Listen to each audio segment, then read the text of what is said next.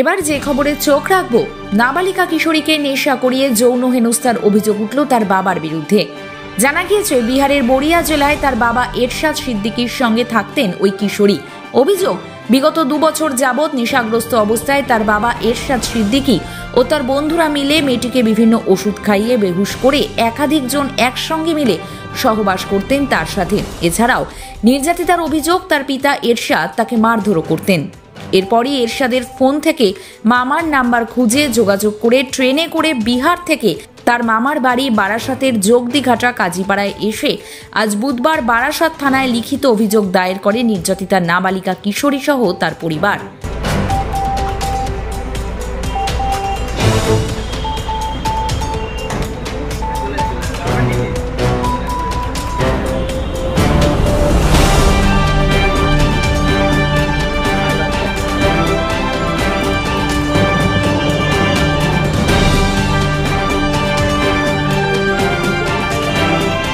এই বিষয়ে বিস্তারিতভাবে নির্যাতিতা ওই কিশোরী এবং তার মা কি জানিয়েছেন, শুনে নেওয়া যাক।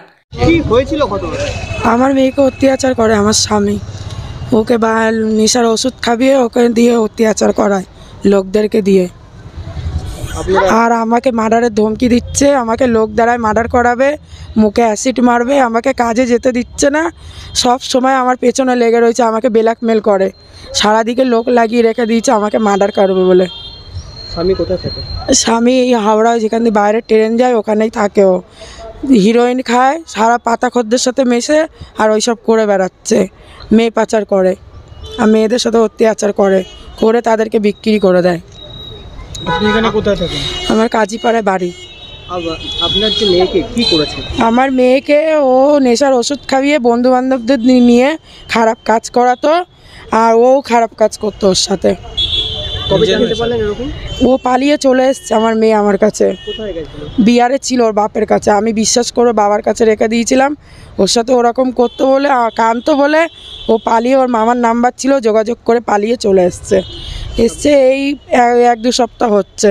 তারপর কি জানি মেয়ে এসে কি বললো? মেয়ে এখন বললো ভয়তে, ওর বাবা বলছে মেয়েকে আমাকে দে, আমার মেয়েকে আমাকে দে, 2টো মেয়ে ওর বলছে আমার মেয়েকে আমাকে দে, আমি নিয়ে যাব বাড়িতে।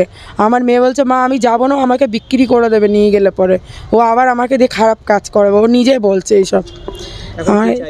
আমি চাইছি যে আমাকে কাজ বাজ করতে দিচ্ছে না, সব সময় আমার পেছনে লোক লাগিয়ে রেখে দিয়েছে, আমার কখনো মেরে ফেলবে, তাহলে আমার বাচ্চাগুলো তো রাস্তায় চলে আসবে, আমার বাচ্চাগুলো কি খাবে বলুন? এখন কি চাইছেন? এখন ওকে ভিতরে করে দিন, ওকে একটা কোনো ব্যবস্থা করুন আপনারা। হ্যাঁ থানায় এসেছি, হ্যাঁ লিখিতেও দিয়েছি। পুলিশ কি বললো? পুলিশ বললো ওনার অফিসারের সাথে আবার কথা বলাবে, সব কিছু বলতে হবে, সব কিছু হয়ে গেছে। এটা কতদিন ধরে চলছিল? এটা তো প্রায় 12 বছর আগে বাচ্চাটাকে নিয়ে, আমি তো বাচ্চাকে নিয়ে চলে এসেছি, ও বড়টাকে নিয়ে পালিয়ে গেছিলো, কারণ বড় মেয়েও ছোটো ছিল, ছোটো মেয়েও ছোটো ছিল। বড়টাকে নিয়ে ও পালিয়েছে, ও যে লোকের বাড়ি মানে হোস্টেলে রেখে দিয়েছিল, লোকের বাড়ি কাজে ঢোকালে, এখন একটু বড় হয়ে গেছে, এখন ওকে দিয়ে ওইসব করাতে চায়, ও করবে না বলে ওকে হাত পা পুড়িয়ে দিয়েছে। ইরশাদ খান। ঠিক আছে। কি রে তোদের হলো?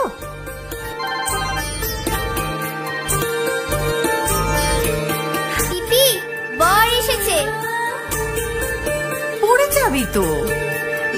আমার বিয়ে আমার বেনারসি, একটা নতুন গল্প তার, মন ছুঁয়েছে মনের মানুষ, স্বপ্ন যে আজ রঙিন।